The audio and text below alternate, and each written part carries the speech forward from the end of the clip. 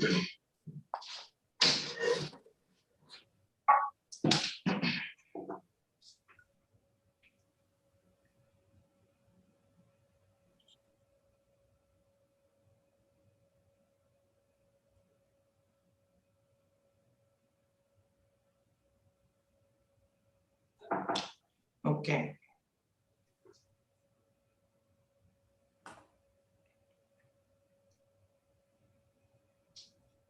I think we are live. Yes. Okay. So I welcome all of you for this edition of the Wednesday Colloquium. We would like to welcome all the audience in the Zoom as well as the YouTube live for the TIFR Platinum Jubilee channel. So those of you who can hear us, this is actually a very, very special colloquium. We are in the midst of a very interesting and exciting data taking with the Event Horizon Telescope. And I'm really glad that Professor Ivan Marti-Vidal is with us to describe the latest results from the EHT. Before my colleague, Professor Gopakumar, formally introduces Ivan, I would like to give a few lines of introduction to the Wednesday Colloquium that TIFR has such a rich history in. So the Wednesday Colloquium is the oldest scientific forum for discussion of data across fields and communities from physics, chemistry, and biology. And it provides an opportunity for every institute member to get together on a Wednesday at 4 o'clock and listen to lively expositions of fantastic talks from leading experts. And today, it's no different. We have with us Professor Ivan Marti-Vidal, who is from University of Valencia, and he's going to talk about light and magnetic fields from the edge of space and time. Before Ivan starts his colloquium, I would request my colleague, Professor Gopakumar, to kindly introduce Ivan. Thank you, JD. Good evening to all of you. It's my honor and pleasure to introduce one of the young talents of the Event Horizon Telescope, Ivan Marti-Vidal. Ivan is a GRMHD distinguished researcher at the University of Valencia these days, and he's the most appropriate researcher from the collaboration to talk about today's topic. And he is actually, very recently led one of the very interesting paper from the collaboration on the polarimetric properties of EHT targets from ALMA. Ivan got his PhD from Valencia, working on radio astronomy related topics with John Markey. And then he went in 2008. Then he went to Bonn as a Humboldt Fellow. After many years, he shifted as a staff astronomer to Onsalo Space Observatory in Sweden. I presume that was the Nordic ALMA Region Center, and came back to Valencia a couple of years ago as GRMHD distinguished researcher. He is one of the leading experts on VLBI, both in centimeter and millimeter, and on polarimetry, high precision astrometry, radio supernova, and very much interested in active galactic nuclei and the science and astrophysics you can extract from these fantastic instruments like EHT and hopefully the ngEHT. And we look forward to have him in our team as we make these baby steps towards participating in ngEHT in the coming years. So with that, it's a great pleasure to present Ivan Marti-Vidal to you guys. So thank you. So Ivan, it's up to you now. Just starting. Thank you. Thank you very much for inviting me, for giving me this opportunity to present this seminar here at TIFR. For me, it's a pleasure to be here. Okay, so let's start. So this is the scope, okay, for this seminar. First, I would like to talk a little bit about observing black holes. Okay, what do we want to learn about these objects? Okay, we will briefly discuss about a phenomenon, very curious and mysterious phenomenon called relativistic jets. Okay, how do we model them currently, and which observations do we have about them? And of course, the open questions that remain to be answered. Okay, about this phenomena. Then we will talk about the shadow of a black hole. Okay, so what do we see when we observe a black hole with such a high resolution that we are able to resolve horizon scales? Okay, event horizon scales. Okay, what do we see? And then we will briefly discuss about the shape of this shadow, how these images depend on the different characteristics, okay, of the space-time metric and the magnetohydrodynamics of the material surrounding that. Okay, then I would like to change completely the topic, okay, and then discuss about the instrument, okay, a bit about the instrumentation of how we made it, okay, how we obtained this long sought image of a black hole. And then I would like to describe the actual observations, okay, so what did we see, okay, when we observed M87. I will briefly discuss about how we interpret the intensity image, I mean the total intensity image with no polarization, and also, of course, then describe what do we learn about polarization. Okay, when we add the polarization information, what we learn, okay, about this image. And last but not least, I would like to talk about future projects. Okay, the idea, what remains to be done. Okay, let's start. So, what are relativistic jets in active galactic nuclei, which are basically supermassive black holes located at the cores, at the hearts of almost all big galaxies in the universe? So these are phenomena by which the matter which is being accreted into the black hole, instead of falling in the gravitational well of the black hole, instead of falling into the horizon, it escapes. Okay, a fraction of the matter that is being accreted into the black hole, instead of falling, it escapes. Okay, it escapes with very high energy, with very high speed, in a direction roughly perpendicular to the accretion disk, or roughly aligned to the rotation axis, eventual rotation axis of the black hole. Okay, so why this happens? It's a little bit of a mystery. We have some models. Okay, we are pretty sure, for instance, that magnetic fields are playing a crucial role here, but the actual gory details of the mechanisms that produce these relativistic outflows from supermassive black holes still remain unknown. Okay.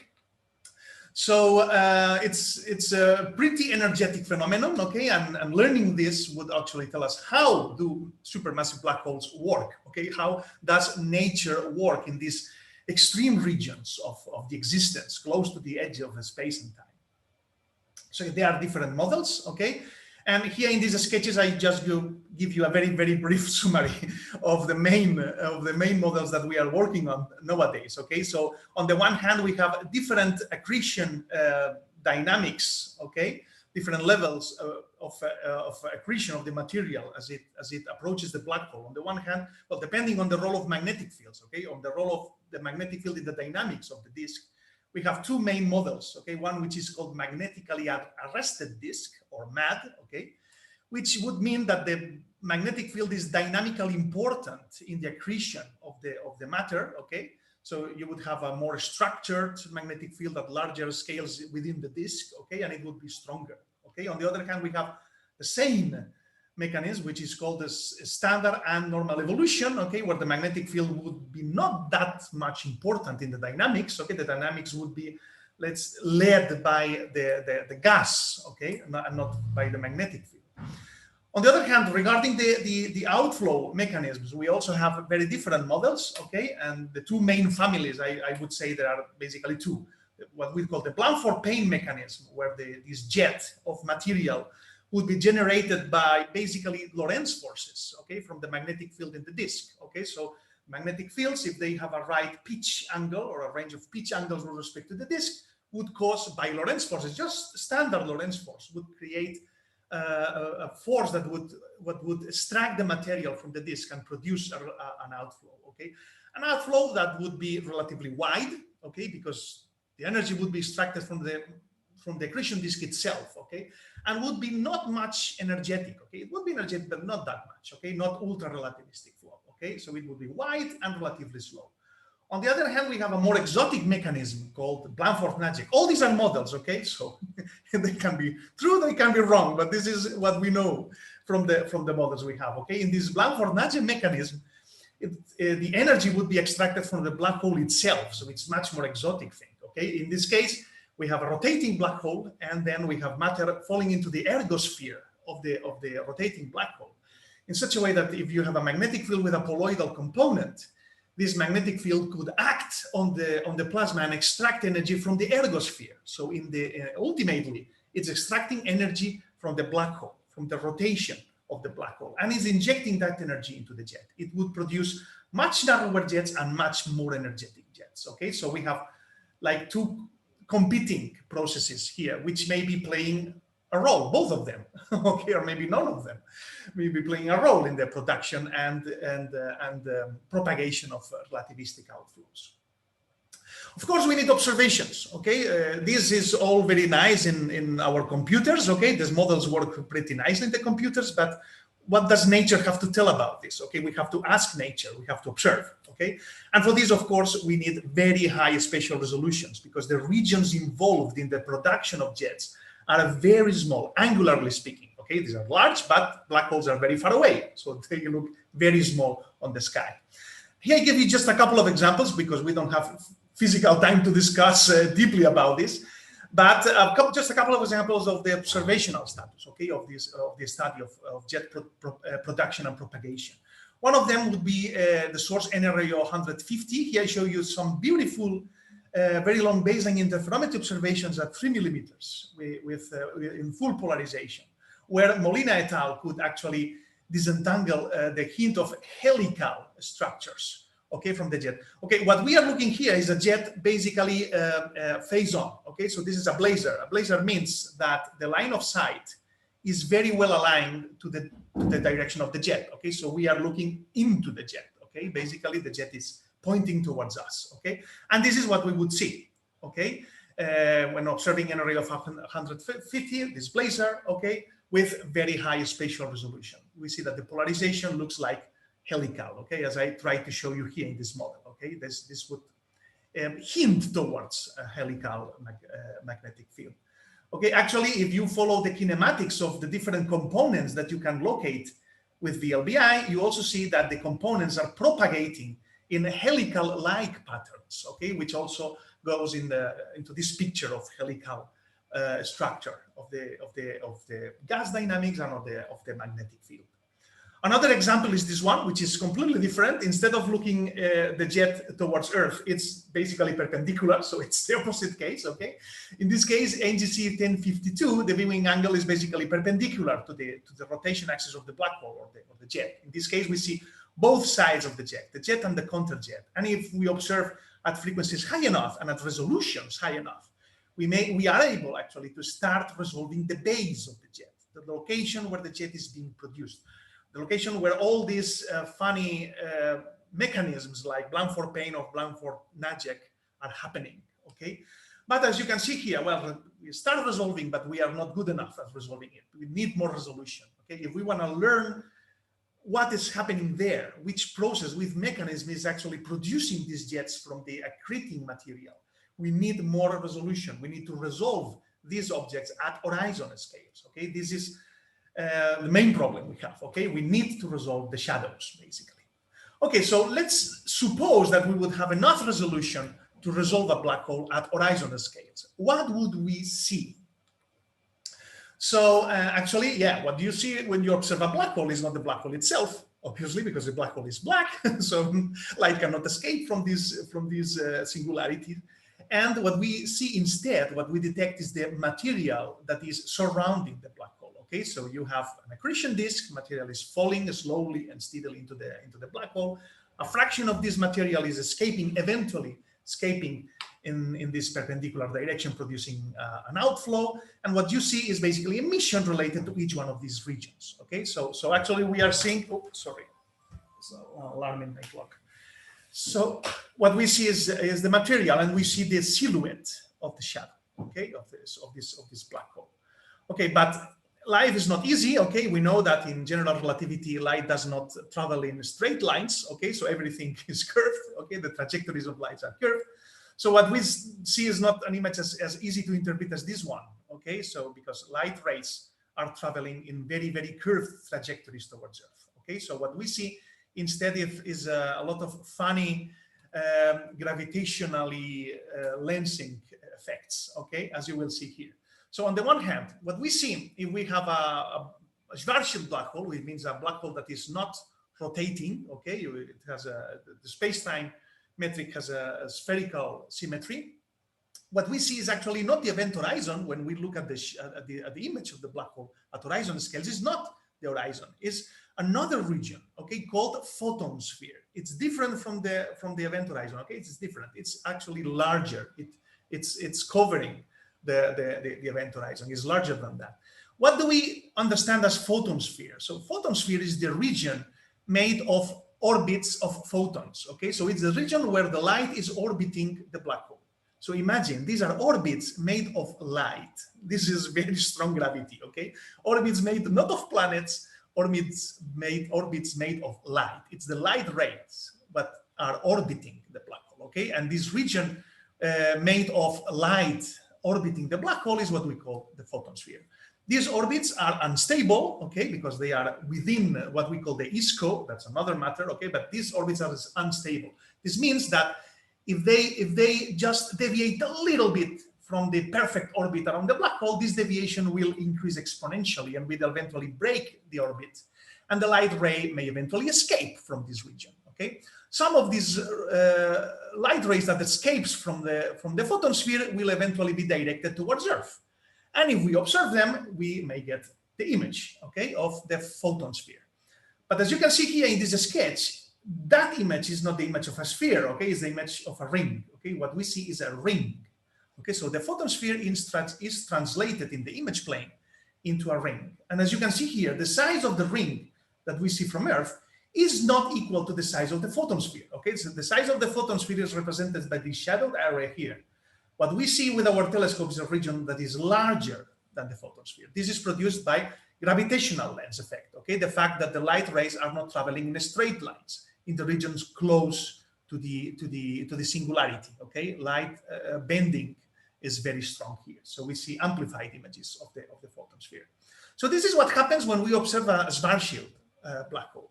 But what happens when we observe a strongly rotating black hole, a Kerr black hole, okay? Where you have very, very strong frame dragging effects, okay? And actually the metric looks very different, okay, as you can see here. So if you compare a Schwarzschild black hole or close to a Schwarzschild black hole, let's say rotating at 10% from the maximum possible rotation energy, you see you have a metric like this, okay? The singularity, the space-time singularity would be here, okay? It will be ring-like, and it will be point-like for the Schwarzschild, and a little ring if you have a small rotation, okay? Then you have in gray, I plotted in gray the event horizon, okay? Then in green, you have what we call the ergosphere, is the region where space is being dragged at superluminal speed because of the rotation of the frame dragging induced by the rotation of the black hole. And then farther away, you see the photon sphere. So okay, this orange surface here is the photon sphere, is the region made of light orbiting the black hole. If you increase the rotation energy a lot, if you are, let's say at 1% from the maximum, the absolute maximum possible rotation energy of the black hole, as you can see here, the metric is strongly affected. So the metric of space-time changes a lot, okay? Now you have a more richer, I would say more fancy structure of all these regions, okay? You see now the event horizon is separated in very clearly two components, okay? You have also an inner ergosphere, an outer ergosphere. The shapes are very, very, deformed with respect to that of a sphere. And as you can see, the photon sphere is also very, very, very deformed as compared to this spherical shape here in the Schwarzschild case. Now the question is, okay, if the rotation of the black hole is changing the metric so much, if we see such strong changes in the metric and in the shape of the photon sphere, does this mean that the images that we recover from a black hole depend a lot on the rotation? So can we infer the rotation of the black hole from the images of the photon spheres? At the first glance, one would say, okay, yeah, I expect so, because the photon sphere looks so different when the black hole is rotating. Yeah, but life is a little bit more complicated than that, okay? Because even though this photon sphere is so oddly shaped here, the actual orientations of the light rays as they orbit the black hole depend on the distance to the singularity in such a way, as you can see here in this beautiful publication by Michael Johnson, in such a way that the images that you would see from a rotating black hole from the Earth would still be rings. It's very curious. So you have such a strange photon sphere here, such a strange photon sphere, and the images are still rings, okay? And actually, there's a very nice effect happening here when you have a rotating black hole. Notice here in these colors. If you have a strongly rotating black hole, actually the orientation in your image, so the angle in the ring, are related not to orientations in the black hole, but to distances to the singularity. This is very, very, very beautiful result. So the photons that are producing the ring here in the southern part are photons that were orbiting the black hole closer to the event horizon. Okay, this light yellow color here corresponds to the light yellow region here. Okay, whereas the photons that in this example would be producing the ring, the northern part of the ring, okay, would be related to photons that were orbiting farther away from the event horizon. So this ring translates angles into distances. It's very curious.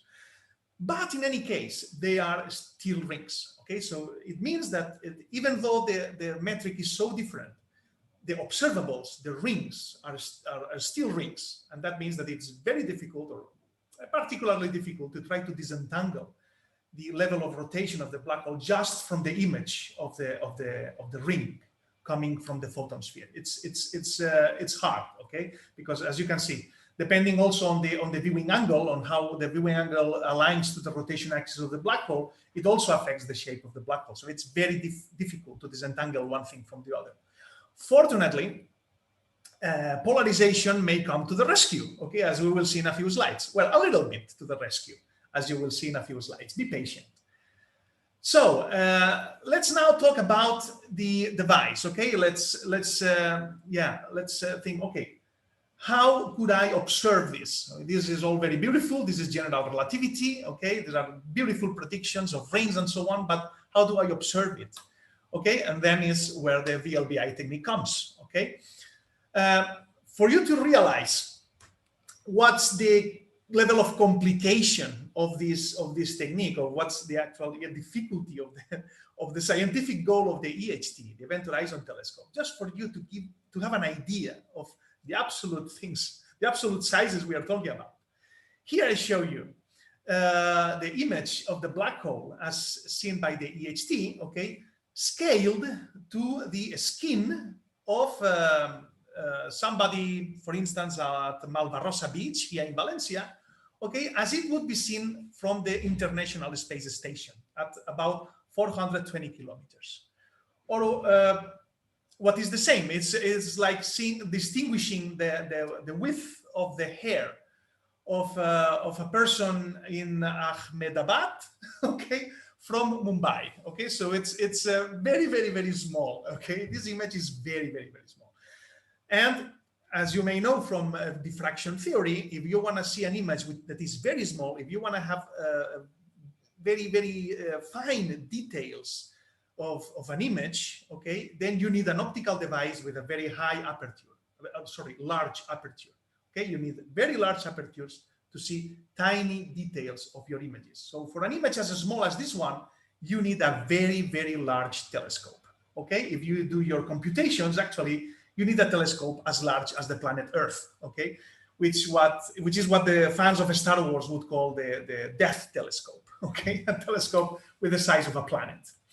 Fortunately, the technique comes to the rescue. Okay, and instead of having to build a Death Telescope, what we can do is to use much smaller telescopes spread across the surface of the Earth and combine their signals in such a way that we can simulate or we can generate a virtual telescope as large as the maximum distance between the much smaller telescopes that we have used. Okay, so this is the technique called very long baseline interferometry, VLBI, which has existed for a long time, more than 50 years since the first detection, but that has been, let's say, put to the limit, to the technical limit of high observing frequencies with the Event Horizon Telescope.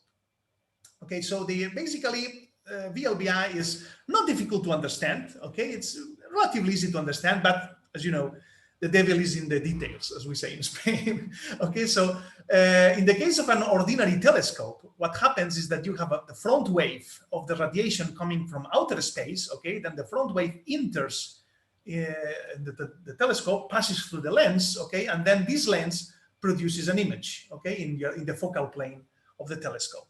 Okay, so this is what happens with an ordinary telescope. What we have in interferometry and in VLBI in particular is that instead of having one large lens, what we have is smaller elements that register the front wave. So instead of the front wave passing through the telescope and producing an image passing through the lens, what we do is to record, to register the front wave. Okay. And once we have registered the front wave, we can generate, let's say, a virtual lens. So instead of having a physical lens, what we do is to simulate a lens in a computer, in a supercomputer. We have the front wave.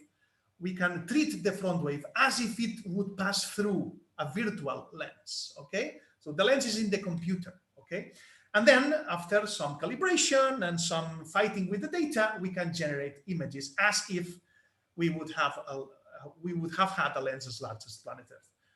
The devil is in the details, okay? But this is the main idea behind VLBI. Okay, now the Event Horizon Telescope. So it's VLBI to the extreme, okay? VLBI at a wavelength of 1 millimeter, okay? 230 gigahertz. It's very, very high frequency for VLBI.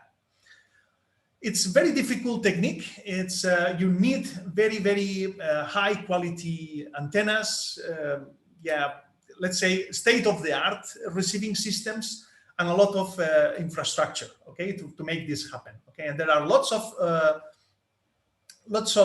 people involved, lots of institutions involved in this project for such a long time, more than 10 years of this project, and lots of people, okay, lots of people with different expertises. We have from engineers to observational radio astronomers to theoreticians.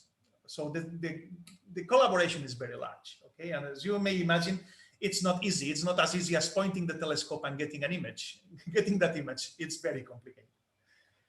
Okay, here is the range of the set of telescopes that were used in the 2017 observations that I'm going to show you in a few slides. Okay, so these are the telescopes, okay, that we're observing at that year. Okay, from all these telescopes, I would say that ALMA was key. Okay, all of them were important. All of them were particularly important for different reasons.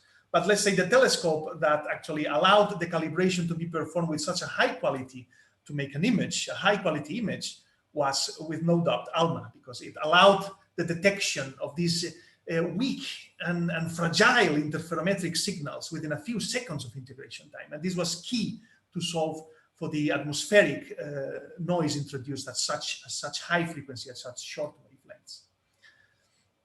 And what we got after 2 years of data processing and fighting with the data and throwing computers to the window and so on, in the end was this set of images. Okay, here I show you different reconstructions obtained with a completely independent imaging algorithms. And the fact that they look so similar is very encouraging. Okay, it gives you lots of confidence that the actual algorithms are working, okay, and they are producing robust results. This image also persists in time, okay? We have different observation at different dates, and the reconstruction are also pretty similar, which is, again, gives us confidence of the robustness of the results. Okay, what have we seen? So as you have seen, there is a ring, there is a clear ring here, but how do we interpret this ring? Okay, is it just the photosphere, or is there anything else? Okay, here comes the complication. Okay, life is a little bit more complicated than our simplified models. Okay, so what we are seeing here is actually not only the ring of light produced by the photosphere, but there is also a contribution coming from the accretion disk, as you can see here. This is the model, what we think is the model representation, or the best model representation of this image. Okay, as you can see, is the sum of two things. So you have a beautiful ring, very, very beautiful ring. This is made, ladies and gentlemen, from the photons that were orbiting the black hole. So these photons have traveled 55 million years and ended up in the receivers of the EHT. And we could build the image of the region they were orbiting a long time ago. So this is light that was orbiting a black hole. It's amazing that we can see this. Okay, and we can see this ring of light, and on top of it, we also see contamination from the accretion disk. So actually, what is causing this asymmetry at the south is actually the contribution from the accretion disk, the material that is shining in the accretion disk. Okay. Now, why is this material shining in the south and not in the north? Okay, what is the contamination from the accretion disk stronger at south? Okay, there's a very beautiful interpretation actually, which is related to what we call Doppler boosting. Okay, in Doppler boosting, what you have is that when you have very high speeds toward the observer, okay, as you know, it's the classical Doppler effect. You see the light blue shifted, okay? But if the speed is high enough and you enter the relativistic regime, you don't only see it bluer, you don't only see it blue shifted, you also see it stronger, okay? So you have the intensity boosted, okay? When the radiation is, when the source is propagating towards the observer, okay? You see the source stronger, okay, brighter. And if you have the accretion disk rotating clockwise, okay, as we actually know from the observations of gas dynamics and star dynamics, we know that in this region everything is rotating clockwise. Okay, if you have the accretion disk rotating clockwise and you have the orientation of the jet of M87 pointing towards Earth in this direction, okay, then you can imagine, try to visualize this in 3D. Okay, if you have the geometry in this way, then you can imagine that a clockwise rotation produces blue shift, Doppler boosting at the south. Okay, it's because the material is slightly propagating towards Earth when it is rotating at the south. Okay, whereas at north the material is moving away from the Earth a little bit. Okay, during the rotation. Okay, this would produce by Doppler boosting this enhanced radiation at south coming from the orbiting accretion disk. So this is telling us that this material here is moving, is orbiting at a very, very high speed, okay, of the close to the speed of light. Okay, this is Doppler boosting. Okay, relativistic Doppler boosting, and you can see here a very beautiful sketch where you also actually have the image of the jet. Okay, and as you can see here, with an image from Davelar et al. And Gaudy et al., material that would be rotating toward Earth would be Doppler boosted, okay, because of their rotation clockwise. Okay, it's a very beautiful interpretation of this asymmetry in the ring.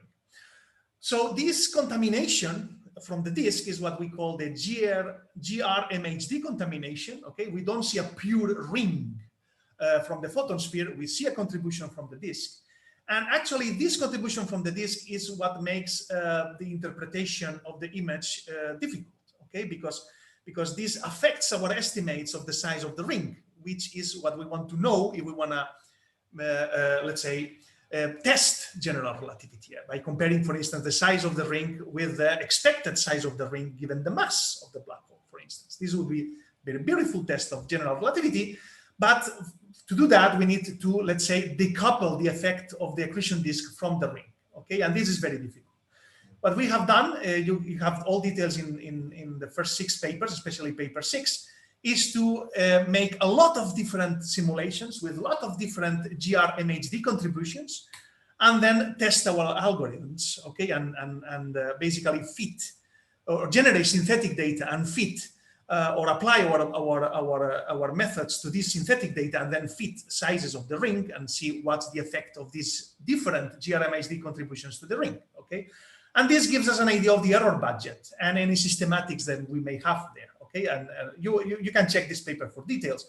In the end, after making a grid, a very huge grid of simulations, we end up having these numbers as the estimates of ring sizes, and eventually that results in estimates of the mass, okay, which we can compare to the estimates of the mass coming from other completely independent methods, like, for instance, the dynamics of the gas or the stellar dynamics in the region close to the black hole. So this is the final image and the final numbers, okay, that you have the papers, okay, the first 6 papers to see at the gory details of this. So this is the best estimate of the ring size, okay, which would be decoupled, or more or less decoupled from the GRMHD contamination, okay, 42 micro arc seconds, okay. This is roughly the size of a tennis ball here on Earth as it would be seen by an astronaut on the moon. So imagine from the moon to distinguish a tennis ball here on Earth. It's fantastic that we can see this. Okay, let's talk about polarization, which is actually the main topic, okay, of this seminar. Okay, so there has been recently 2 papers of the EHT collaboration. Okay, these are the writing teams of these 2 papers. One of them is focused on the observational details of the data, how we calibrated the data, how we recovered the images, and an analysis of how robust the images are against different calibration schemes and different deconvolution algorithms. It's a very tough paper, lots of pages with lots of observational discussions. And here you have the paper 8, which has the theoretical interpretation, okay, how we interpret the image that we see. So these are very nicely complemented, one and the other, okay, and here you have the writing teams of both. So first of all, before talking about polarization, let's just refresh our minds a little bit about what is polarization. As you know, light is a vector wave, which means that the orientation of the oscillation of the electric field and the magnetic field matter, okay? It's not only wavelength and the Poynting vector, it's also polarization what matters, okay? And in general, in nature, light uses to be unpolarized, okay? And then we can make the light pass through devices called light polarizers, which actually select only one oscillation direction, okay? So we are filtering everything and just selecting what we call a polarization mode or polarization direction, okay? And we use polarizers in our radio telescopes, okay? So the EHT antennas have polarizers in their front ends, okay? And this allows us to actually recover information, not only on the brightness distribution, but also on the polarization distribution, okay? As you will see in a few slides. So this is basically what makes interferometric polarimetry work, okay? The fact that the sky is rotating, okay? So the polarizers that we have in our antennas are tied to the Earth, okay? Because the radio telescopes themselves are tied to the Earth, okay? So in this animation here, the orientation of the polarizers would be given by the green arrows, okay? They are tied to the Earth frame. But on the other hand, the source is on the sky, okay? And the sky is rotating with respect to the Earth. Actually, it's the opposite, but we see the sky rotating. And this Earth rotation introduces what we call polarization Earth rotation synthesis, okay? Which means that the polarizers are effectively rotating with respect to the source, okay? So this yellow box here would be this yellow box here. These 2 boxes are the same, okay? And this is just to represent that the polarizers of our antennas are rotating with respect to the source. This allows us to disentangle the instrumental polarization that will be tied to the polarizers of the antennas from the intrinsic polarization of the source that is rotating with the sky. Okay, so this rotation allows us to decouple, to disentangle one effect from the other, and in the end, reconstruct the polarization image. Okay, so what have we seen? Okay, this I show you with this animation. Okay, this.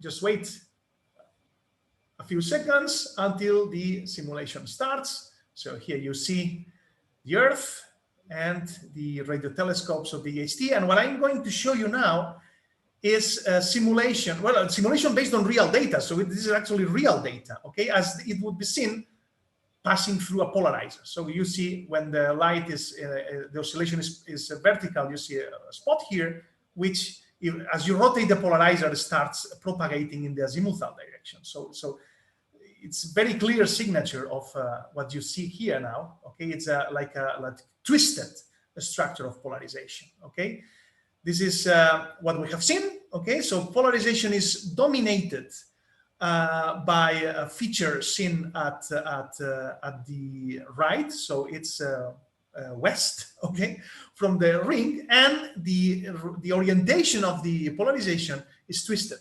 Okay, it depends on the angle in the ring. Okay, Actually, what we see also is a signature of time evolution. Okay, here I show you the azimuthal distributions of polarization intensity here at right and polarization orientation, what we also call EVPA, okay, electric vector position angle, okay, or HE, okay. This is the orientation of the electric vector, okay. As you can see in April 5, which is shown in red here, the peak in polarization is roughly at south, okay, so that means that the brightness, the polarized brightness is stronger at south. You can see here the peak in red, the peak in polarization intensity is roughly at 180 degrees of position angle. Don't be confused. Position angle is angle within the ring. Electric vector position angle is the orientation of the electric field. So these two angles are completely different, okay? This is position angle, okay? So at 180 degrees, you have roughly the peak in polarization. Whereas if you go to April 11, it can actually be seen pretty clearly in the images. You don't have to look here. It's just from the image itself, it's pretty clear, I guess, that the polarization brightness has rotated counterclockwise from April 5 to April 11, okay? You see here in blue, and regardless of the algorithm used to reconstruct the images, these are three different reconstructions which are completely independent one to the other. You see that in all of them, there is a very clear rotation of the peak of brightness, okay, counterclockwise. Regarding the EVPA, or electric vector position angle, there is also a hint of change, okay? The twistiness is very clear. You have this linear dependence of HE with respect to position angle, which gives you this twisted structure here. And there's also a hint of a time evolution. For a particular EVPA, for a particular position angle, you have a hint of change of EVPA, okay? This time dependence has not been discussed in the publication, so we report them, but the actual story that may be hidden behind these results is not told yet, okay? So there may be a beautiful story here, but we haven't treated it. We haven't discussed about it yet. We report the results. There's a clear hint of time evolution, but we haven't interpreted it so far. What we have interpreted is, let's say, the average, yeah? The average of the results. So how do we analyze this polarization? So we have followed a similar strategy as with the total intensity results. What we have done is to simulate a lot of different scenarios, lots of different magnetohydrodynamic simulations, okay, the GRMHD. And we have extracted quantities from the simulated images, okay? We have simulated images, we can extract quantities from these images and then compare these quantities to the observed quantities. The quantities extracted from the observed images, from the real data, okay? We compare these quantities and this helps us to select, to filter out the models that don't fit to the data. So when I say that a model is not fitting to the data, what I'm saying really is that the quantities that we extract from the simulated images do not correspond to the quantities that we extract from the reconstructed images from the real data, okay? Which quantities are we using for these comparisons? So you have them expressed here, okay? And the justification of them, you can see them in the paper of Palumbo et al. In 2020. These are quantities that are related to the structure of the electric vector position angle and polarization intensity in the ring, okay? On the one hand, we have what we call the coherent average polarization, which, as you can see, is just what you would observe if you would combine all image into one pixel. Okay, so we add up the Stokes Q and Stokes U coherently among all pixels, and we divide it by Stokes I. This will be like the fractional polarization. Okay, Stokes Q and U give you an idea of the level of linear polarization. Okay, and this computation here is just taking everything coherently and averaging. Okay, this incoherent averaging, on the other hand, distinguishes among pixels. Okay, so what we do is to make like an incoherent average polarization, which would take into account how different. So if you compare these two quantities, the comparison between one and the other will tell you about how drastic is the change of the polarization angle within the image, okay? If these two are very similar, that means that the EVPA is very constant across the image. If these two quantities are very different, this is telling you that the EVPA is changing a lot across the image, And another quantity is what we call beta 2, which is related to the angular distribution of the EVPA. It's like a Fourier transform, okay, of the distribution of the polarization vector, which includes the EVPA. So basically, this gives you an idea about where is the EVPA, okay, and what is its orientation. So all these three quantities we can use to compare the real data, the real images, to the synthetic images. This is the idea. So from the real observations, we can build histograms based on different calibration approaches. So which one of these points is the quantities that we derive from the real data based on one particular calibration setup, okay? And as you can see here, all different calibration approaches produce very similar quantities. All of them can actually be given in these trust regions that we define, okay? So what we do is to compare what we get from the simulated data to the trust regions here, okay? And then all results that fall within the trust regions then are considered as good models, or models that are not discarded, okay? Not good, but models that cannot be discarded, which is philosophically different. Well, how do we model the polarization of M87? How we interpret this twisted pattern in the EVPA? So let's discuss about this easily, okay? So let's try to use toy models to understand at least qualitatively what's going on here. So on the one hand, we have non-thermal emission, so the emission that's coming from the disk due to the very high effective temperatures there, on the order of thousands of millions of degrees, okay? This has to be non-thermal, which means that it's produced by what we call synchrotron emission. Synchrotron emission happens when you have very energetic electrons, so very, very energetic electrons, we're talking about very high temperatures, and very strong magnetic fields, in such a way that these electrons start to move in these spiral patterns along the lines of the magnetic field, and they start radiating because they are accelerated, they radiate, okay? Now, the quid of the question here is the polarization of the synchrotron radiation, which is represented here by this sinusoidal signal here. The orientation of the polarization of the electric vector is perpendicular to both the beam direction, the direction where the signal is being propagated, and the direction of the magnetic field, okay? So this white here, which is the polarization, is perpendicular to the orange and to the green, which is the beam direction and the magnetic field. It's perpendicular to both.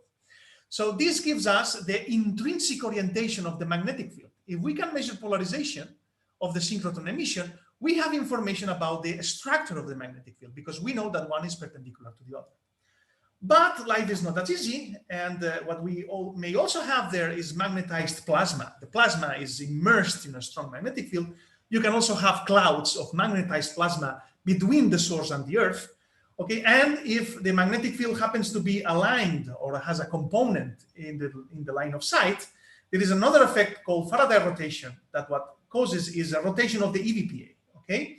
A rotation which is stronger for light at lower frequencies. Here I represent in blue, you have a high frequency emission, and in red you have low frequency emission. And as you can see, if you have a plasma, a cloud of plasma represented by this gray blob here, and you have a magnetic field, then the radiation that propagates parallel to the magnetic field rotates its EVPA. So the electric vector position angle rotates, and rotates faster if the frequency is lower.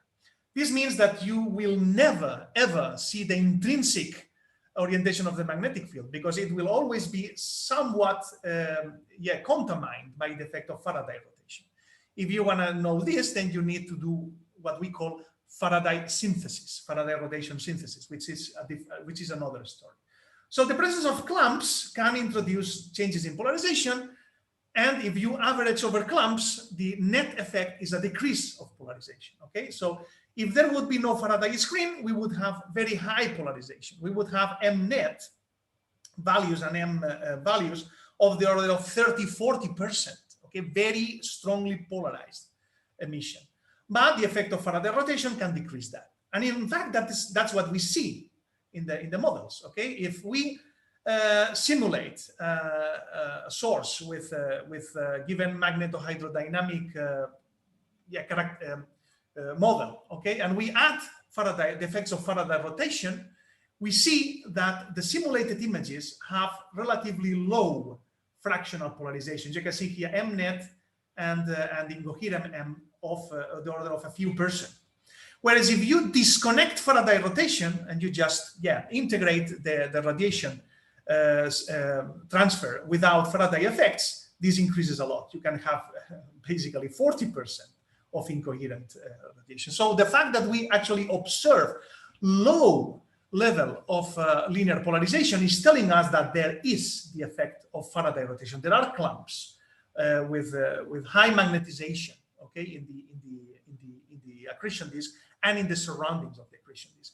Now let's talk about magnetic field structure. We have discussed about the intensity of polarization and the effect of Faraday rotation on it. Now let's talk about the structure, not the density, but the structure, okay, of the polarization and how it relates to the magnetic field.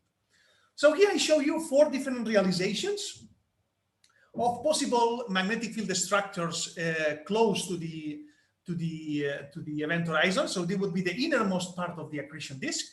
Okay, and here I show you 4 different structures. Okay, one which would have a magnetic field that would be toroidal. Okay, so these green arrows again represent magnetic field. So green means magnetic field. Here you have a radial magnetic field, and here you have a vertical magnetic field, and like combination of radial and vertical magnetic field.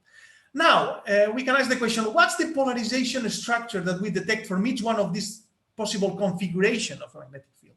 Well, what we have to do is to integrate the paths of the light rays. Okay, so let's integrate the paths of the light rays. As you know, light is not propagating in straight lines. Okay, so we have to consider the curvature of space-time. And then if you want to look at the polarization produced by this magnetic field, you have to go you have to check locally, so in the point where the emission was produced. So not the final orientation of the light ray, but the initial orientation. Okay, you have to go locally here and then find out the direction that is perpendicular to the magnetic field and the light propagation direction. Okay, but locally, okay, you have to take into account the curvature of the light rays. If you do this, if you go locally to the accretion disk and plot the direction perpendicular to light propagation and magnetic field, this is what you get from these 4 configurations. So as you can see, the toroidal magnetic field would produce a radial pattern of the EVPA, which is very different from what we observe, actually. A radial magnetic field would produce an azimuthal, perfectly azimuthal magnetic field, which is also a bit different from what we see. If you have a vertical magnetic field, or poloidal magnetic field, which is actually the kind of field that you would need to have mechanisms like the Blamforth-Najek, okay, that extract energy from the rotation of the black hole. This kind of magnetic field would produce like a twisted pattern, okay, not much twisted, but a little bit. And if you have a combination of radial plus vertical, then you have a very clear twisted pattern, okay? Of course, this is not the final word. Okay? This is just a toy model. This is a very simplified toy model. What we have to do is to actually test realistic magnetohydrodynamic simulations. This gives us a rough idea of what may be the structure of the magnetic field underlying there, which is producing this twisted pattern of the electric field. But of course, we need to use realistic simulations to actually test this. And this is what we have done in paper 8. Okay, we have used this general relativity radiative transfer code, okay, and some elaborated model of the plasma, especially the distribution of temperatures and how the ion temperature compared to the electron temperature and how this is distributed in the accretion disk and so on. Very complicated models, okay, that produce, as you can see here, this is a subset of the matrix used to compare to the observational data, produces very different images. Okay, so this is the kind of simulated images from which we extract these quantities, the beta-2, mnet, incoherent mnet, and so on. And then we compare these numbers to the observed quantities. So from all these comparisons, we build these histograms. These are the histograms made of the models that passed our tests, okay? So I mean the models whose quantities extracted from the simulated images were compatible to the quantities that we extracted from the real images, from the images of the true data, okay? And as you can see here, yeah, a good fraction of the different rotation parameters of the Kerr metrics can be discarded. Okay, a few of them survive. Okay, don't look much at these colors here. It's just this is just referred to the model of how the temperature is defined in the disk. Okay, we are not concerned about it. Just focus on the histograms. Okay, we can discard a good fraction of models here. And actually, if this is just from the image, okay, this is just comparison of simulations to the true image. But if on top of that, if instead of just the image, we also use the information about the jet, okay, so we include all information, all what we know about this source, not only the image of the EHT in polarization, but we also include the information of the jet, the observed jet power, and so on, then we can discard more models. Okay, this is just the model that is compatible to the image alone. Okay, now if we include the jet, we of course constrain much more the model. Okay, and the conclusion, if we use everything together, all the information in a coherent, consistent way, one of the, well, we reach very different, well, very tight. We have a very tight constraint on the model of the black hole. On the one hand, we can discard all sane disks, so that would mean that it's very likely that the accretion disk in M87 will be magnetically arrested, the MAT disk, which has important implication on the accretion of the matter towards the black hole. All the models without black hole rotation would be discarded to have a jet, which would likely be produced by Blandford-Nagiec mechanism. So that would mean that we will have a Kerr metric here. And we also have very tight constraints on the accretion rate, okay, and the level of the magnetic field, particle density, temperature or equivalent temperature of the electrons, and also an estimate of the radiative efficiency, which means how much of the energy that is infalling into the black holes ends up as radiation. 1% is a pretty nice value. It's pretty high, I would say. And you have here the histograms of everything that we have learned from the total intensity image. So this is the histogram of the accretion rate that you have if you only have total intensity. So the image that I showed you at the first part of the seminar, and in red you have the estimate of the accretion rate when you include the polarization information. So as you can see here, polarization allows us to constrain a lot the accretion, right? And also allows us to constrain a lot all these other parameters, which may start telling us the story about the microphysics there in the accretion disk. So we can start discussing about some details of the microphysics of the material that is orbiting in the inner part of the accretion disk. So what are the current projects related to M87? Of course, we need to add the time dimension. We need more observations and see how this image is changing with time, how the polarization is changing with time. We need to get more direct probes of the magnetic field. One of the main drawbacks of the current status of polarization is the effect of Faraday rotation. We don't have strong constraints on the effect of Faraday rotation on the image. To make this, to constrain this more, we need what we call Faraday synthesis, which means that we need to observe with a wider bandwidth to allow us to detect the rotation of the EVPA caused by the Faraday screen and then undo it to recover the actual bona fide intrinsic structure of the magnetic field in the disk. We also need to constrain a lot more our GRMHD models to increase our matrix of simulations, okay, to constrain, for instance, in a much better way, the rotation parameter of the metric, if we can, okay? In this sense, well, there will soon be observations at higher frequencies. We are adding new telescopes to the array, improving the receiving backends, and in a near future, hopefully, we will have a brand new EHT that we will call new generation EHT with more antennas, more frequencies, better sensitivity, higher time cadence of the observations. We may observe with more often these sources to actually study in more detail how the accretion disk may connect to the jet, okay, the disk jet connection and how all this changes with time to make movies of how black holes are being fed and how they produce the jets, okay? Some cutting edge sciences that you can do with the ngEHT, AGN and cosmology, as I told you, jet launching, fundamental physics, binary supermassive black holes. This is very cool. Okay, you can study binary supermassive black holes.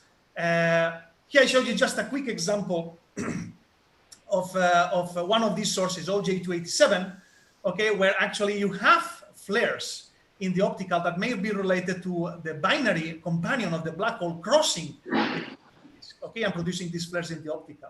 And I show you here an image, actually at 3 millimeters, of the jet that has some hints of precession, okay, that may be related to the presence of the binary, and a hint of a standing shock here that may be related to, well, you see it in polarization here at 3 millimeters.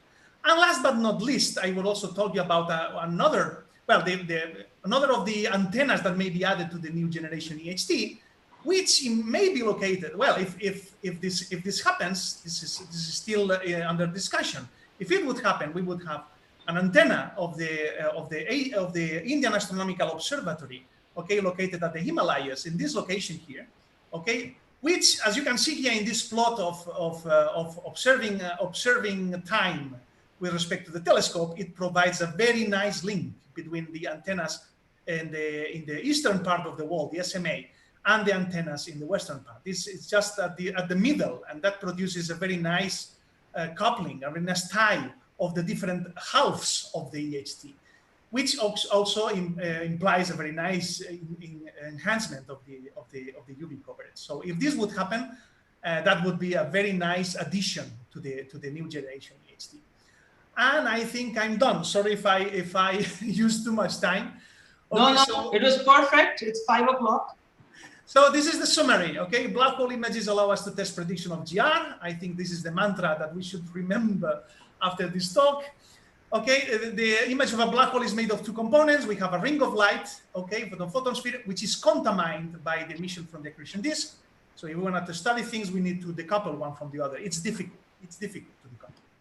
Okay, and when we add polarization information to all this, then this polarization allows us to disentangle a little bit better the GRMHD from the photon ring, and allows us to tighten our constraints about the accretion or the accretion disk and the metric itself, okay, and all other gory details about the physics in the accretion disk. And that's all from my side. Thank you very much for your attention. Thank you. Thank you very much, Ivan.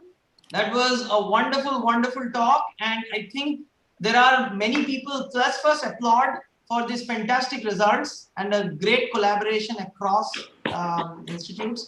So thank you, Ivan, for summarizing the results. I already see a show of hands for questions. Professor Sandeep Trivedi, he has raised his hand. Sandeep, you can please ask your question.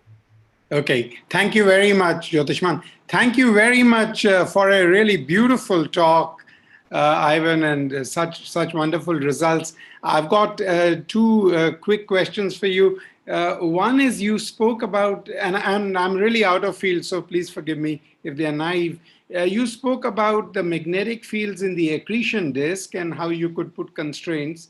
What about magnetic fields in the jet itself? Are there significant magnetic fields, and can you say something about that? Oh yes, there are. And actually, you can see. Oh, let's go here. There are magnetic fields in the jets, and we have signatures from observations. Well, I didn't have time to show more results. I'm sorry, but there are many observations in VLBI from centimeter to millimeter wavelengths. In polarization, which show us actually beautiful structures of helical magnetic fields in the jets. Unfortunately, with the spatial frequencies that we can recover with the EHT, we don't see the jet. The jet is like resolved out. Okay, so that's why I think that complementing the EHT with a wider frequency coverage, going to lower frequencies and higher frequencies, and having a wider coverage, would give us a more complete picture, not only of the accretion disk, but also the disk and the jet. Okay. To see the jet, we need different baselines, different frequencies to not resolve it out, so that we can connect the disk with the jet. But definitely there are magnetic fields, strong magnetic fields in the jets, which are actually responsible of this, or may be responsible of the collimation of the jets, the fact that they remain collimated for such long distances. Yeah. Yeah, I see. Okay, thank you. And then the next quick question is just to get a sense for the future.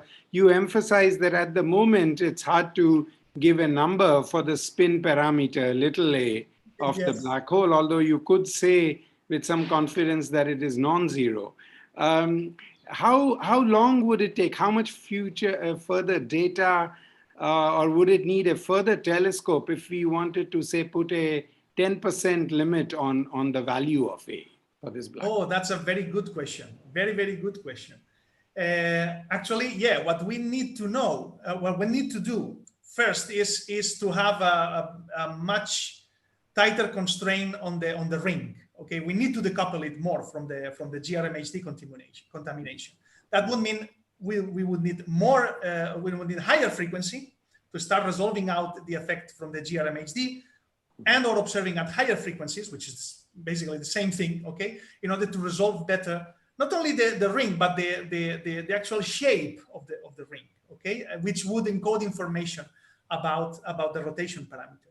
We also need more data, so also have the time dimension into account, okay, and use the actual polarization and the GRMHD to help us as well to decouple the A parameter. On the other hand, another important thing about the A parameter is that it hasn't been covered so much in the simulations that we have done to compare the data to the synthetic images. So we need to improve the coverage, the parameter coverage of our simulations. Okay, we have a simulation, a group of people fully dedicated to simulating this and increasing the matrix of simulation parameters in order to be compared to the data. So it's ongoing work. At the moment, we don't have a huge coverage of A values. We need to make a finer grid in our matrix of models. Okay. Thank you. Thank you, Sandeep. Thank you for the two questions. And I would like to request Professor Alak Ray. He is on a time constraint. Alak, could you ask your two questions?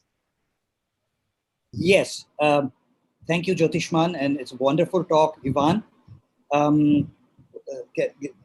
I know that you are working on two different scales, but can you give an estimate about what is the fraction of the energy in the jet compared to the magnetic and rotational energies in the accretion disk in the black hole, near the black hole?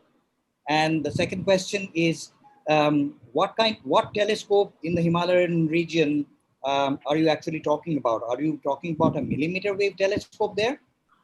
Yes, I'm talking about a millimeter wave telescope there, which would be coupled to the EHT, would in principle become part of the new generation EHT. I'm not saying that it would be exclusively be working with the EHT, but it would become part eventually. So I don't know anything about the status of the project. I know that the project exists, the idea exists, and may eventually become true. Maybe there is someone in the audience who has more details about it, but the idea would be that if this telescope ends up being built there at the Himalayas, it would be very nice if it would become part of the ngEHT, because it would improve a lot the data calibration because of the strategic longitude. It would be, and also the UV coverage would be improved a lot. So it would be a very nice addition to the ngEHT if it would eventually happen. Regarding the energy budget into the jet, we are talking about the level of percents of the energy that is in the accretion disk. So it's a small fraction ends up in the jet. But of course, you have a lower density thing, but much more energetic. So in the end, when you multiply energy by the density, you end up having a small fraction. So it's very energetic, but small fraction. So in the end, the budget is a fraction of the energy of the accretion disk. Thank you very much.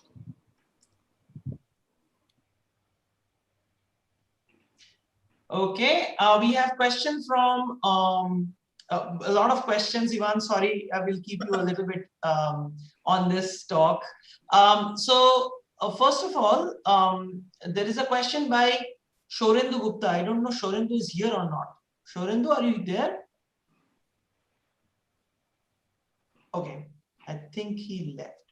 We can no, we can read the chat and ask the question. Okay. That may be easier. Okay. The question by Shoran is, can the luminosity difference between different parts of the ring be used to fix the rotation axis of the black hole? Well, it can be used, but in principle, what we do is to use what we know about the galaxy. So we know that the geometry of M87, we know the jet, okay? We know, actually, we have an idea of the orientation of the jet with respect to the line of sight from the study of the jet kinematics as well, and also the shape of the galaxy and how it is oriented, okay? So we have a pretty precise idea of that orientation. And we can use that information to, using the Doppler boosting model, to explain why the emission is stronger at the south. So it's like using information from different sources in a coherent way to build the picture. Okay, thank you. Thank you, Ivan. Prerna Rana, she says, slide number 17. Are we looking at the emission from the material in the region inside the photon ring? Usually in the... Sorry, inside where? Inside the photon ring, she says. Prerna, are you here? Slide 17. Yes. Hi. Yes. Thank you. Yes. Yeah, Prerna is here. She can ask directly. Prerna? Yeah, so I meant that usually in the models, the inner edge of the accretion disk coincide with the ISCO radius, which is much outside the photon ring. But in the slide 17, there's a model image that you showed. Slide 17. 17. Here, yes. Yeah. So here the photon ring appears outside the inner edge of the accretion material. So does it mean that we're seeing emission from the region inside the photon ring? Yes. Actually, the photon ring is larger than the size of the coordinate singularity, the event horizon. So so eventually you can have material that emits light in the radial direction towards Earth, okay, and that emission can escape from there. So the photon ring is the region where the light orbits. So it means it's trapped in azimuthal, in azimuthal trajectory, not radial trajectories. So light can still escape from the region between the photon ring and the event horizon. Light can escape there from those regions if it goes in the right direction, okay? So to have a photon ring doesn't mean that the light will be trapped, whatever the orientation of the trajectory is. It's just trapped for the light that is orbiting the black hole. So the material that is even inside the photon ring, but still outside of the event horizon, that matter can still emit, and you can still detect that radiation. Okay, thank you. So does it tell about the inner edge of the accretion disk also? Yeah, that would tell us information about it. The problem is that we don't have, I think we don't have enough resolution to have a clear picture about it, or to have a good estimate or a very precise estimate of the actual shape of the accretion disk and where exactly it ends. I don't know if we can have enough resolution. Okay, thank you. Thank you for the one. I haven't made the theoretical models. I don't know. Okay. Thank you. Thank you, Prerna. There is a question from YouTube. Abhinav Chaudhary is asking, can an electromagnetic field affect space-time curvature? Wow. Well, it can. It has an energy an energy moment tensor, a T tensor, which in turn generates a curvature. So it can. Actually, there is a space-time, right? There is a space-time. It has a name, but I don't remember that name, which is the name produced by a constant electromagnetic field. I don't know the name. But yeah, it can influence. Yes, but of course here everything is dominated by matter. So light has very little to do here to define the curvature of this. It's dominated by the mass of the central object. Okay.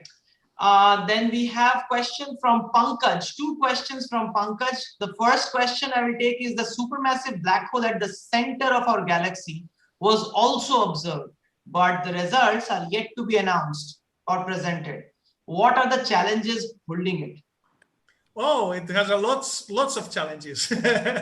So one of the basic tenets of this technique, VLBI technique, is that the source has to remain stable So the image has to remain the same during all the hours that the observations take. Okay, so a VLBI observation typically takes several hours, and we need the source to be stable that time, during that time scale.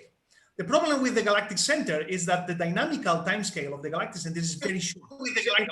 Every few minutes, the source is changing, which means basically that we have to, let's say, reinvent interferometry. We have to reinvent the convolution or image reconstruction techniques if we want to process the data from the galactic center. This is why that's taking so much time. We need to develop and understand and test very, very, very carefully and deeply the new algorithms that we need to develop in order to deconvolve a time-varying source. Okay, thank you. Pankaj, you can ask the other question on slide 28. Could you unmute yourself, Pankaj? Pankaj, are you there? Oh, yeah, sorry, can you hear me? Yes. Yeah. Yeah, okay, very nice talk, Ivan. So the other question is like you were talking about change in, the difficulty in knowing the intrinsic polarization of the source and the effect that is introduced by the Faraday rotation. But as you mentioned that the plasma is also relativistically moving. So, you know, that when the plasma is relativistically moving, the plane of polarization also changes. Mm-hmm. So how do you discern these two, and has it been taken into account while doing all these, presenting the this image and interpreting the result? So the problem here is that at the moment we are not able to perform a proper Faraday synthesis at EHT scales, at the scales of the EHT image. So at the moment we don't know what's the effect of the small scale Faraday or internal, will be related to the internal accretion disk. What's the effect of the internal Faraday rotation and its effects on this? We have an idea about it because we see relatively low polarization intensity, which is a hint of the effect of internal Faraday rotation. But the fact that we cannot do at the moment Faraday rotation synthesis from the EHT data, that it's not helping us much to constrain the model of Faraday rotation. On the other hand, we have, at the same time of these observations, we had observations with ALMA, which a much broader bandwidth that allowed us to actually measure rotation measure, but at scales which are so much different from the scales of the EHT. So we are looking at the Faraday rotation of the whole thing, not only the EHT image, but at scales much, much, much larger.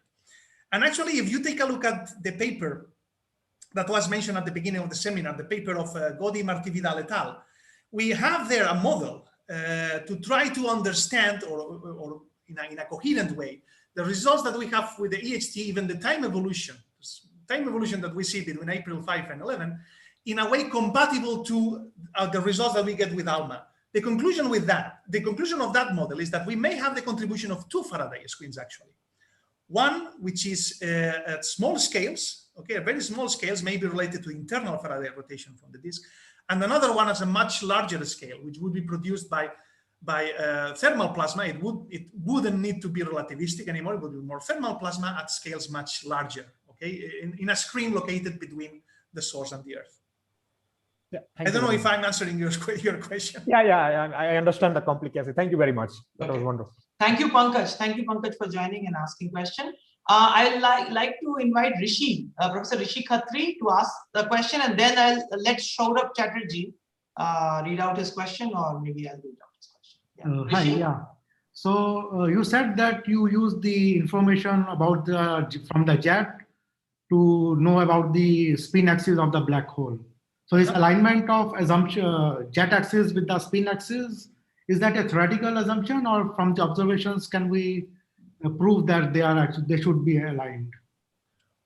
Well, it's not like a fixed number. Okay, you can play with different orientations around what you know it should be. Okay, you have an estimate of the orientation based on the jet, but in the models that we are using to compare it, we can play a little bit with the orientation. It's not a fixed quantity. Okay, we have a rough idea. We can play with the different orientations.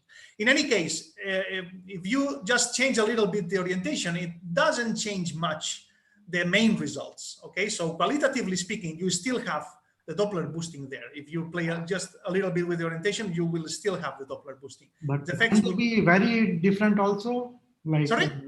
Can they be very different also, these two axes? Or is there something observation? Yeah, well, they could be. Actually, there are observations of AGN, of course, with accretion status much different, very different from this one. Like NGC 46, what sort was that one? NGC, the one of the water masers, where you see actually a tilt of the accretion disk, which is not very well aligned to the jet. You have some tilt of the accretion. So in principle, they don't have to be exactly perpendicular, okay? Which doesn't mean that they are longitudinal either, okay? So it's roughly perpendicular. So yeah, it doesn't have to be exactly perpendicular. You can have some tilt. Okay, thanks. How much, I don't know.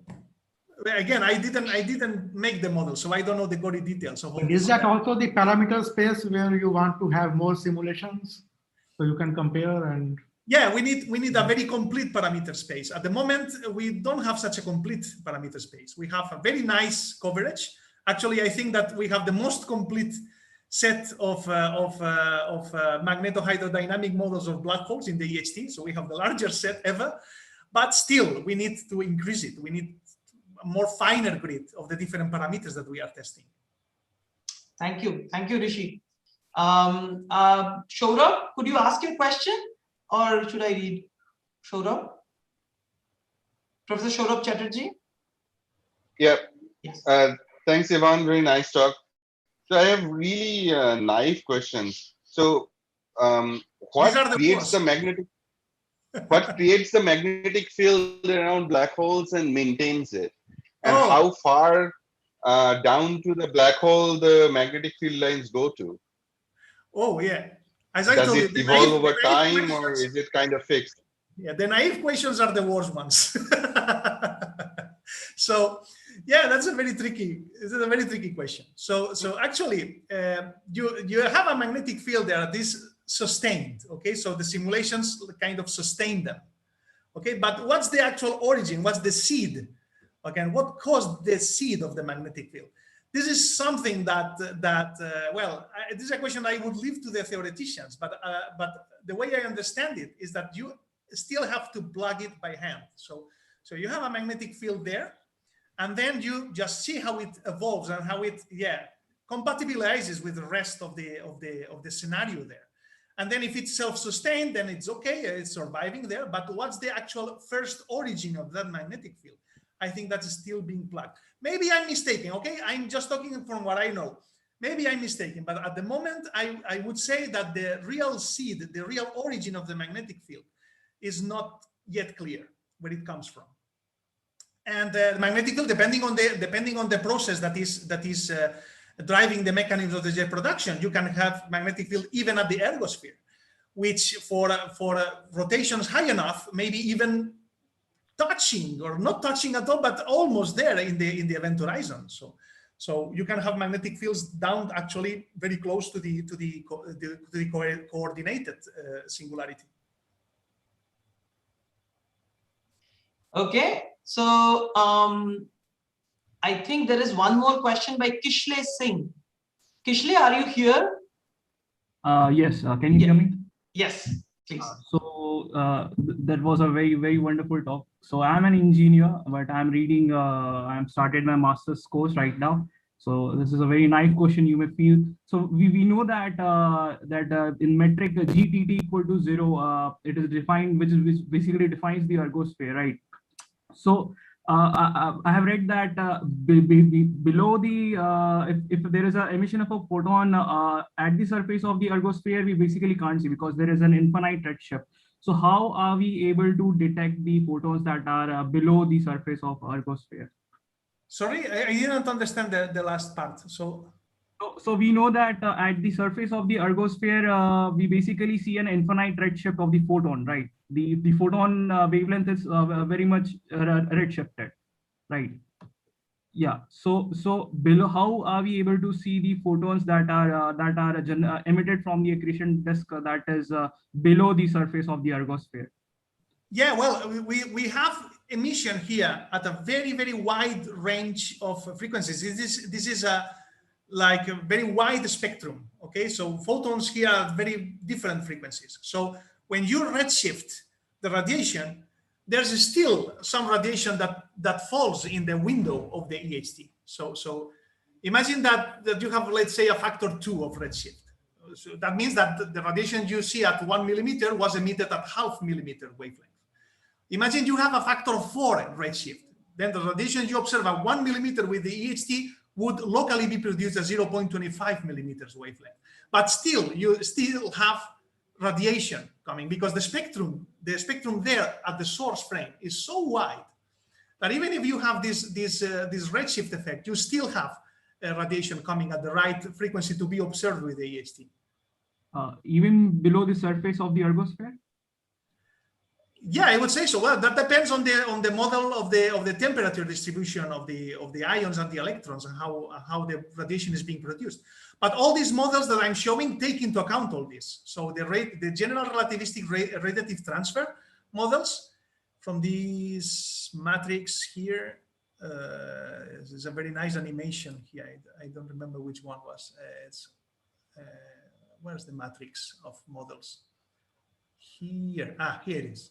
So all these images take into account this. So they use a model of emission based on a particular distribution of energies for the electrons or equivalent temperatures. There's no actual temperature there because there's no contact between the electrons, but we can define an equivalent temperature there, which is very high, okay? And then taking into account this, you have the spectrum at the source frame, and then you basically transfer it or apply the general relativity, and then you radiative transfer that into the frame of the telescope to make the simulation. And you still have emission at the EHT frequencies. Okay, thank you so much, sir. Thank you so much. Okay, well, Gopu, are you around? Or I think Professor Gopakumar had to leave for some urgent work, but he actually conveyed a message. Thanks a lot, Ivan, for a wonderful talk. I may have to leave for another talk very soon, so he just left at this point. But Ivan, thank you very much for a wonderful, wonderful talk. And I'm sure the community here at TIFR did enjoy. And since it's of so much relevance to what we understand fundamentally about the universe, I think this was very, very important. And it's all recorded on the YouTube. I will send you the link after this. The talk finishes, and I thank you again for coming all the way online. But next time we will hope to see you here physically. It will be a pleasure for me. Thank you to you. Thank you. And I would like to thank all the audience for really participating so enthusiastically today. We had not huge numbers, but we had very decent pool of people joining us today. I really wanted to also thank Mistry ji from the lecture theater for setting up the projection of this talk so that more people can attend physically. And finally, I would like to conclude by saying that we will continue our colloquium series next week, where Professor Manoj Gopalakrishnan from IIT Bombay, who was part of TIFR faculty maybe a couple of years back, is going to talk about cost of detecting molecules. And this will be relevant to detection of COVID viruses and other kinds of systems that are biologically relevant. So he is going to talk about what makes a detection technology relevant. Okay, so thank you all for joining, and I would like to conclude the session right now and stop the live.